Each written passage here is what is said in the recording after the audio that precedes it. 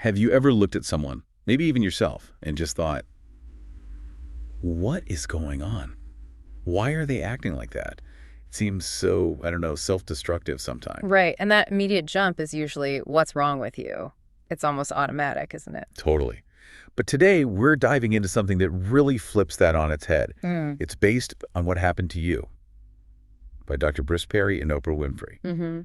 And their whole point, the real mission here, is shifting that very question, moving away from judgment. And towards curiosity. Exactly. Asking what happened to you instead. They argue, and I think convincingly, that this shift is fundamental to understanding and healing trauma. It really gets right to the heart of Dr. Perry's work on the brain, doesn't it? This idea that, difficult early experiences like chronic stress or neglect aren't just leaving emotional marks. No, not at all. They're literally shaping the brain's development. The brain is wiring itself to survive that specific environment. It's building itself for threat. So things we see later may be overreacting, pulling away, being really defensive. Yeah, those aren't necessarily like character flaws or deliberate choices in the moment. They're echoes. They're neural adaptations. The brain's way of coping, learned way back. Like a system built for danger that stays switched on. Precisely. Oprah mentioned how realizing this helped her move past self-blame, understanding it as a brain thing, a what happened thing, not a what's wrong with me thing. Okay, so that wiring connects to how the brain develops. The book talks about bottom-up development. Can you break that down a bit? Sure. Think of it like building a house. You start with the foundation, right? The basement. That's your brainstem, basic survival, heart rate, breathing, fight or flight. Super basic, super crucial. Got it. Foundation. Then comes the middle part, maybe the ground floor. That's more about emotions, relationships, memory, the limbic system. Okay. And only then do you get to the top floor, the penthouse view. That's the cortex, logic, reasoning, planning, language, all the sophisticated stuff. So if trauma happens early, it hits the foundation. Exactly. It disrupts that building process. The lower, more primitive parts of the brain can become dominant.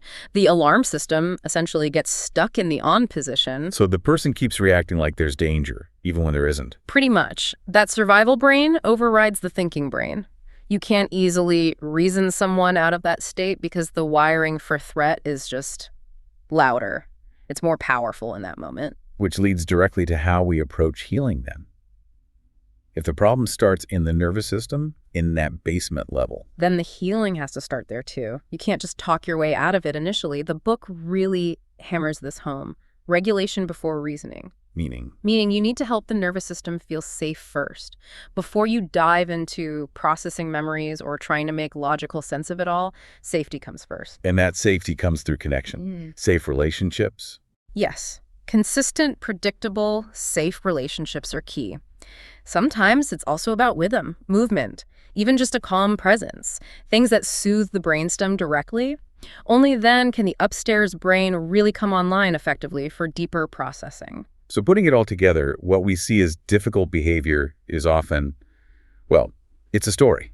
A signal from a nervous system that's still trying to protect itself. Absolutely. It's not about bad intentions. It's often about unmet needs for safety and connection.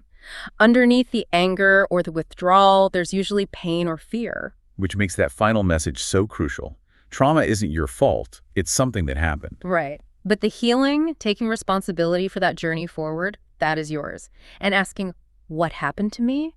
With compassion, that's the start. It's incredibly empowering, actually. It really makes you think.